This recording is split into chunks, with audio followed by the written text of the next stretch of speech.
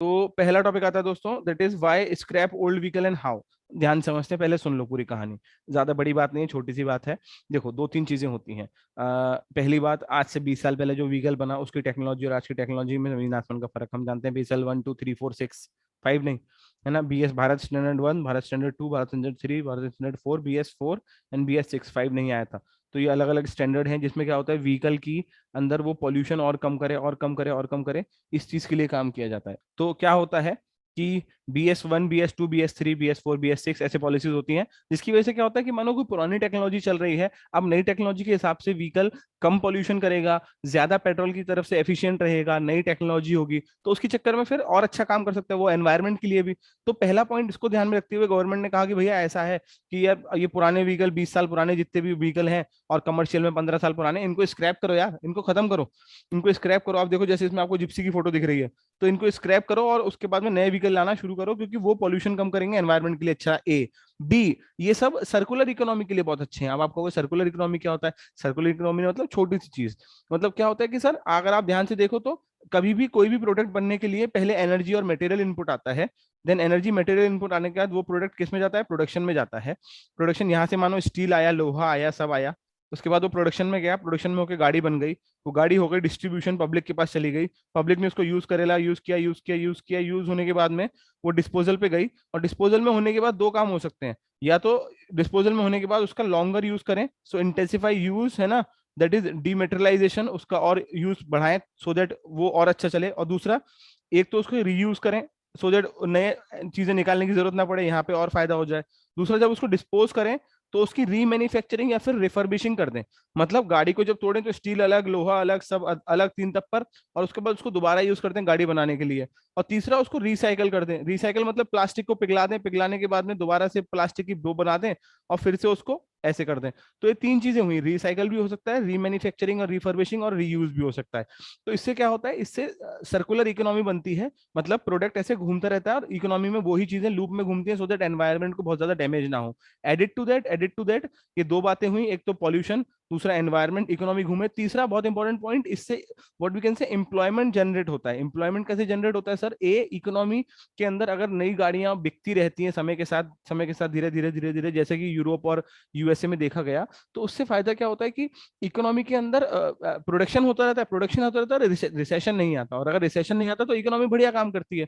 सो ये तीसरा पॉइंट होता है। चौथा पॉइंट इसके बाद में क्या होता है, लोगों को एम्प्लॉयमेंट मिलता है on the both ends. When I से बोथ एंड्स, तो दो बातें होती हैं। ऑन द फर्स्ट एंड की नई गाड़ी बन रही है और उन फैक्ट्रियों में लोगों को काम मिल रहा है। ऑन द सेकंड हैंड लोगों को काम मिल रहा है स्क्रैपिंग की इंडस्ट्री के अंदर। जैसे कि हम लोग बात करें अगर गुजरात की, तो गुजरात में एक शहर है अलंग। तो अलंग के अंदर वर्ल्ड की जानी मानी और इंडिया की सबसे बड़ी what we can say ship breaking industry है। तो अभी हमारे जो एयरक्राफ्ट कैरियर था, वो भी जो पुराना वाला जो व्हाट वी कैन से अभी डीकमीशन हो गया था, उसको भी वहीं पे ब्रेक किया जा रहा है। तो जो इंडिया की सबसे बड़ी शिप ब्रेकिंग इंडस्ट्री है अलंग, तो वहां पे बहुत सारे लोगों को एम्प्लॉयमेंट मिलता है। क्यों? क्योंकि वो उस प्रोफेशन में काम करते हैं। तो ऐसे अगर व्हीकल ब्रेकिंग इंडस्ट्री भी स्क्रैपिंग इंडस्ट्री होगी तो बहुत सारे लोगों को उससे एम्प्लॉयमेंट मिलेगा। एडिट टू दैट ये काम अच्छे से हो पाए तो गवर्नमेंट क्या कर रही है, गवर्नमेंट इसके साथ साथ लोगों को व्हाट वी कैन से इसके लिए इंसेंटिवाइज भी कर रही है। इंसेंटिवाइज मतलब कि जब आप अपनी गाड़ी को स्क्रैप करने जाते हैं तो आपको स्क्रैप की वैल्यू मिलेगी करीबन 6% आपकी गाड़ी की। ठीक है। दूसरा, आपको टैक्स में रिबेट मिलेगी नई वाली गाड़ी लेने से। तीसरा, आपको नई वाली गाड़ी के अंदर डिस्काउंट मिलेगा। चौथा, आपकी रोड वो जो फीस होगी अलग अलग, वो फीस जो होंगी वो वेवर हो जाएंगी। और ये सब कैसे होगा? जब आप अपना व्हीकल स्क्रैप कराएंगे तो स्क्रैप कराने के बाद आपको उसका एक सर्टिफिकेट मिलेगा, और वो सर्टिफिकेट ट्रांसफरेबल भी होगा कि कोई दूसरा भी उसको ले सकता है। तो आप किसी को बेच रहे हैं या जो भी कर रहे हैं, आप वो भी कर सकते हैं। एडिट टू दैट बहुत इंपॉर्टेंट चीज कि गवर्नमेंट इसके साथ साथ क्या कर रही है, ऐसा नहीं कर रही है कि इस स्कीम को इसी साल या अभी लॉन्च कर दे, क्योंकि हमारे देश में अभी इंफ्रास्ट्रक्चर ही नहीं है उतना अच्छा जिसके अंदर हम लोग क्या कर सकें, वो गाड़ियों को स्क्रैप कर सकें। जो आपने बाहर के देशों में देखा हो, गाड़ियों पर गाड़ियां खड़ी हो जाती हैं, हमारे यहाँ है ही नहीं। हमारे यहाँ अभी भी व्हाट वी कैन से हाथ से उसको तोड़ा जा रहा है। तो बहुत सारे अच्छे सेंटर्स नहीं है जो गाड़ी की हेल्थ चेक कर पाए, भी उसको स्क्रैप कर पाए। तो गाड़ी की हेल्थ चेक करने के लिए गवर्नमेंट कोशिश कर रही है कि हर डिस्ट्रिक्ट में एक हेल्थ चेकिंग सेंटर बनाया जाए गाड़ी का, जहां गाड़ी का पॉल्यूशन, ब्रेकिंग और बाकी सारी चीजों को चेक किया जाए। एडिट टू दैट गवर्नमेंट वो स्क्रैपिंग के लिए भी ऑटोमेशन सिस्टम बना रही है, जिससे वो स्क्रैप होके पूरा सही तरीके से what we can say steel अलग हो जाए, आयरन अलग हो जाए, रबर अलग हो जाए, प्लास्टिक अलग हो जाए, और वो अलग होके दोबारा से रीयूज होने के काम में रहे। इसके साथ साथ गवर्नमेंट ने ये सोचा है कि जो व्हीकल पुराने होने के बावजूद भी अगर उस टेस्ट के अंदर फिट हो गए, जैसे हम लोगों ने कुछ कुछ अंकलों को देखा है जो अपनी गाड़ियों की इतनी चिंता करते हैं जितने अपने बच्चों की नहीं करते, तो अगर उनका व्हीकल उस टेस्ट में फिट भी हो गया तो उसका री रजिस्ट्रेशन गवर्नमेंट करीबन 8 से 20 गुना तक महंगा कर देगी, सो दैट उनको जब रजिस्ट्रेशन दोबारा कराने में महंगा पड़ जाएगा तो उनको व्हीकल डिसकंटिन्यू करना पड़ेगा। तो इससे दो तीन तरीके के फायदे हुए, एनवायरमेंट, मेटल एंड मेटलिक्स मतलब अर्थ से निकालना, एक्सप्लोरेशन, तीसरा सर्कुलर इकोनॉमी, चौथा रिसेशन ना आना, पांचवा एम्प्लॉयमेंट। नुकसान इससे एक होता है, वो नुकसान क्या होता है दोस्तों, वो ये कि अगर इकोनॉमी के अंदर आज के टाइम पे किसी के पास पैसे नहीं है, उसने गाड़ी खरीदी और वो 20 साल के बाद उसमें पैसे नहीं है या उसने सेकंड हैंड ली, तो उतना फायदा नहीं होगा। और सेकंड हैंड व्हीकल इंडस्ट्रीज को इससे बहुत नुकसान होगा, क्योंकि मानो किसी ने 6 साल पुरानी, 8 साल पुरानी, 9 साल पुरानी गाड़ी बेचना चाहिए तो खरीदने वाला कहेगा अबे यार इसको क्यों खरीदूं। जैसे दिल्ली में अगर आप 10 साल पुरानी गाड़ी है तो आप वैसी नहीं चला सकते, तो आप सोचते हो अब इसको क्यों खरीदूं, इससे अच्छा तो नहीं ले लूं। तो वो इकोनॉमी जो सेकंड हैंड वाली इकोनॉमी है उसका नुकसान होगा, ये बात बिल्कुल सही है। बट फर्स्ट हैंड वाली मैन्युफैक्चरिंग का और इंडस्ट्री का बहुत फायदा होगा। तो ये है इस पूरे के पूरे आर्टिकल की एंड टू एंड कहानी। यहां तक जो मैं बोला आप लोगों को कितने परसेंट समझ में आया? अच्छा चरमी, तो आपने हैंड रेस किया था, आप अपना हाथ नीचे कर लीजिए, दर्द हो जाएगा बेटा नहीं तो हाथ में। तो तो ये हो गई पूरी कहानी। अच्छा इसके साथ साथ मैं फिर से तुम्हें समझाता हूँ, मैं आज सोच भी रहा था कि मैं तुमको न्यूज़पेपर के आर्टिकल्स उठा के और उसके साथ साथ पर इंपॉर्टेंट चीजें लगा के क्यों दे रहा हूँ बेटा। न्यूज़पेपर के आर्टिकल लेना इसलिए जरूरी है। What is tax rebate? Tax rebate Shivam छोटी सी चीज यार, कि जब आपको गाड़ी पे टैक्स देना पड़ता है ना, रोड टैक्स, तो अगली नई गाड़ी के अंदर रोड टैक्स पे आपको रिबेट मिलेगी। हो सकता है लोगों का 20% टैक्स लगे, पर आप सर्टिफिकेट दिखा दो तो आपका 15 लगे। समझ में आया? देखो आ तो रहा है, advice to offer a road tax rebate for up to 25% for personal and up to 15% for commercial vehicle. But sir, government of India has set up MSTC for scrapping old vehicle. बिल्कुल सही बात है, but वो MSTC केवल एक जगह पे है भाई, वो बहुत जगहों पे नहीं है, इसीलिए अब इसको अगर लार्ज स्केल में करना है अंकित तो फिर बहुत जगह पे लेके आना पड़ेगा। ATS किसी के लिए नहीं था बेटा। ओह, इसने बेटा ये बहुत ही डीप क्वेश्चन था सर। 4 to 6% बुक वैल्यू पे मिलेगी या प्रेजेंट प्राइस पे, बेटा मुझे नहीं पता है ना, और ये हमें जानने की बिल्कुल जरूरत नहीं है, मतलब कभी भी इतना डीप पेपर में नहीं आएगा, इसने जाना ही नहीं इतना डीप। क्या बात, कोई डाउट बहुत प्यारा था पर कभी कभी काम का नहीं है।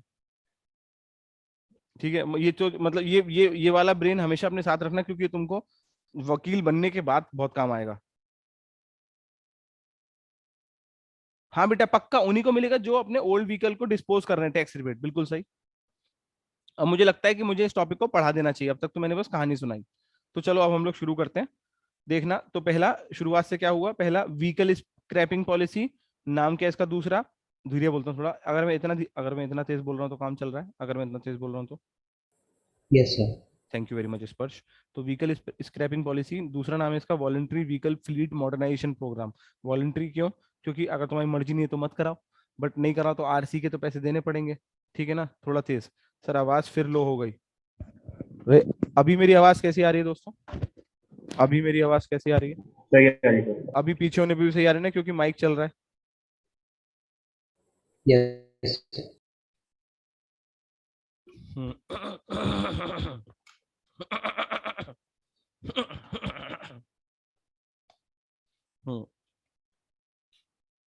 मेरे गले का भी व्हीकल खराब हो गया। हाँ, तो यहाँ तक कहानी हो गई। इस प्रोजेक्ट को कौन लेके आया? मिनिस्टर है ना, highway and transport minister Nitin Gadkari साहब। क्या सीन है? 15 साल की एज कमर्शियल व्हीकल्स के लिए एंड पर्सनल व्हीकल्स के लिए 20 साल की एज। वो करेंगे क्या, वो लोग ऑटोमेटिक फिटनेस टेस्ट करेंगे व्हीकल का, अगर वो उसको फेल हो गया तो चलो इसको निकालो, ऐसा नहीं निकालते स्क्रैप कर देंगे, उसको आरसी नहीं देंगे तो गाड़ी के कागज ही नहीं बचेंगे। This will be deregistered, तो उसका रजिस्ट्रेशन खत्म हो जाएगा। द ओनर और those car can scrap then but can not use them on road. तो वो चाहे तो स्क्रैप कर सकता है बट रोड पे। ऑन हुई है, बाहर जाके देखो। हेलो मनस्वी बेटा, कैसे हैं? मनस्वी आपका माइक खुला हुआ है, माइक बंद कर लीजिए प्लीज।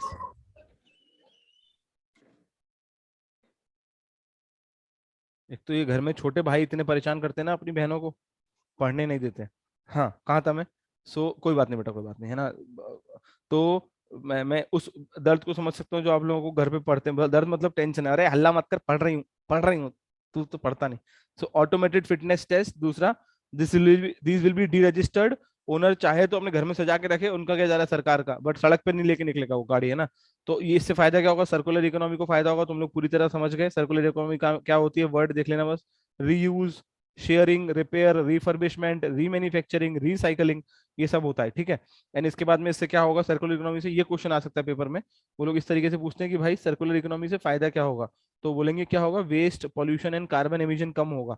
तो कम होगा नहीं होगा?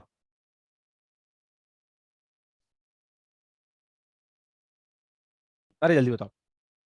हाँ very good. Yes sir.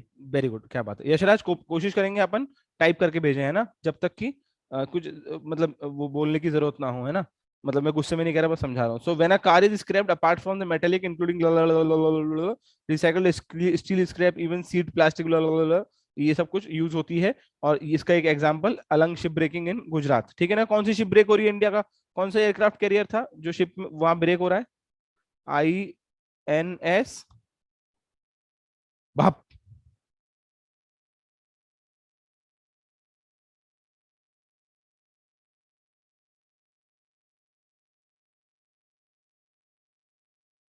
Very good Aryashri. यार विराट कहाँ हो रहा है यार, विक्रांत विक्रमादित्य नहीं हो रहा, चेक करो एक बार, मैं गलत हूँ क्या? मुझे विक्रमादित्य याद आ रहा है, हो सकता है मैं गलत हूँ, क्योंकि बहुत सारे लोग विराट कह रहे हैं। विक्रांत तो बहुत पहले हो गया, उसकी मोटरसाइकिल बन गई।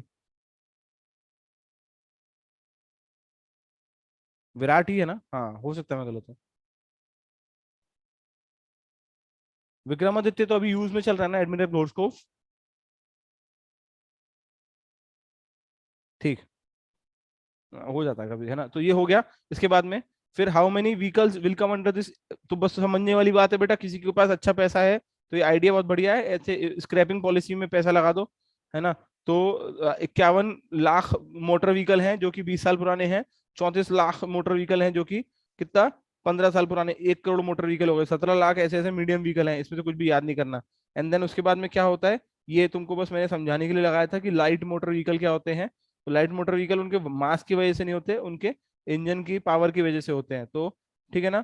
तो लाइट मोटर व्हीकल देख लो फोटो में, तुमको समझ में आ जाएगा कौन कौन से होते हैं। देन मोटरसाइकिल या ट्राईसाइकिल या क्वाड्रा साइकिल, ये वाली होती हैं। और ये होती हैं motorcycle up to 125 cc. And then फिर आते हैं हैवी मोटर व्हीकल, वो ये वाले होते हैं। तो बस ये सुनने के लिए था, इसमें से कुछ भी याद नहीं करना। देन हम लोग इसके बाद आए why this implementation is happening, मैंने एग्जैक्टली तुमको बता दिया। इकोसिस्टम कीवर्ड बता रहा हूँ, ठीक है ना। ओरिजिनली विदाउट कंज्यूमिंग, है ना, facing.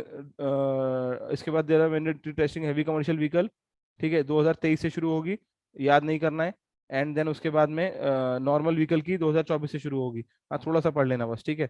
Why should I scrap, छोटी सी बात है। आपको सर्टिफिकेट मिलेगा ट्रेडेबल, जिससे आपको आगे चल के फायदे पैसे मिल सकते हैं, टैक्स रिबेट मिलेगा, सब कुछ एक्स्ट्रा मिलेगा। Does it help to economy, बिल्कुल सही बात है भैया, इकोनॉमी स्लो डाउन नहीं रहेगा इसकी वजह से।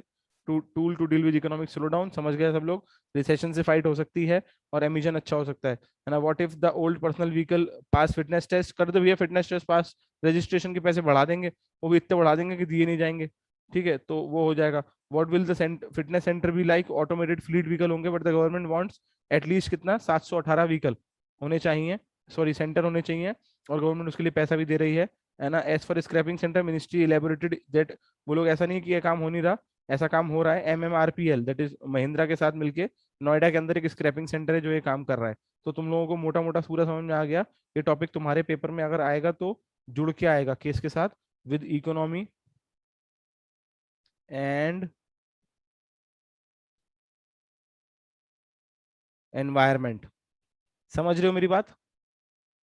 ये टॉपिक कभी अकेला नहीं आता है, कैसे आता है, इकोनॉमी एनवायरमेंट के साथ जुड़ के आ जाता है।